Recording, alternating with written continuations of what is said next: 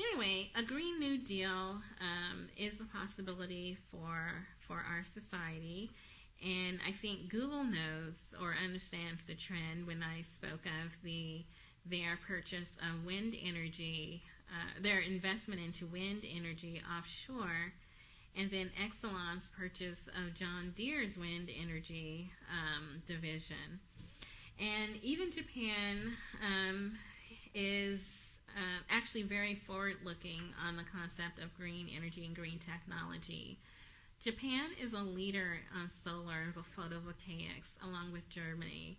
They're out in front. They did pass us by, which is a shame because we could have actually learned from our car manufacturing industry what happens to our economy when we allow other countries to surpass our ability to create and manufacture and supply and then apply new technologies. And so this is coming from voanews.com. This is dated January 7th, 2009. It says Japan and South Korea have announced plans to create tens of thousands of new jobs aimed at boosting the economy while protecting the environment. The Japanese Environment Ministry says it's preparing a so-called Green New Deal plan to create at least 1 million new jobs in energy-saving and other environment-friendly technologies. South Korea's government Tuesday also unveiled a so-called Green New Job Creation Plan expected to create 960,000 new jobs. About 140,000 new jobs are targeted for this year.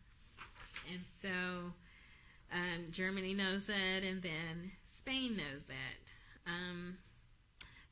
Still, there's a lot of back and forth in the United States and some uncertainty about what most of the Western world already knows to be true, and that is renewable is the future. There was an article in the USA Today, and it says, consider utility stocks to energize your portfolio. That's from the USA Today. That's from October 15th, 2010. And what they're saying is, this is according to John Wagner, who wrote the article, if you're willing to take some risk, you can get a yield of 4 to 5% from utility stocks. Utilities aren't just electric power companies. The category also includes water and telephone companies. So he's advocating that people invest in utilities, established utility companies. I have a different take on that. I think it's time to invest in renewable. If we're looking for ways to push renewable forward, I don't think that we're going to be able to wait for our government to do it for us. It's going to be entrepreneurs, it's going to be ordinary people shifting their money instead of waiting for government subsidies. And tell the truth, it's one way to destabilize one industry and then re-energize and then stabilize another industry through economic means. There's a website that I'll just read off where you can get information on the status of various renewable energy companies. And this is www.greenjobs.com. And you can go to that website, and there's a series of articles on what First Solar is doing, on what Sun Power is doing, new businesses, new developments, and then you can kind of read through there, get informed, and then move your money back and forth based on what you see. I note when I take note of people like Google and Exelon and how they're moving their money around, I think it stands to reason to watch closely and then pay attention. Just a thought. And I'm all for the do-it-yourself aspect in terms of getting things done. Like I said, we cannot wait for subsidies or for permission. We might just have to do things ourselves. and that means renewable energy investments in our own personal property, and then investments in renewable corporate entities.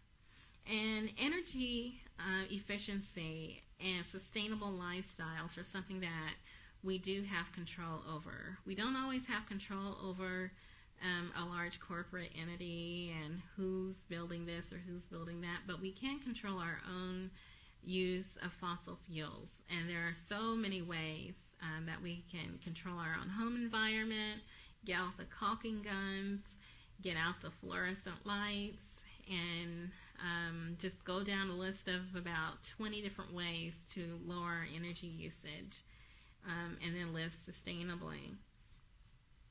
There's another thought that I have, and it's kind of speculative, and this is whatever that, in terms of living a sustainable lifestyle, there's some things that we do know how to do and that we don't know how to do.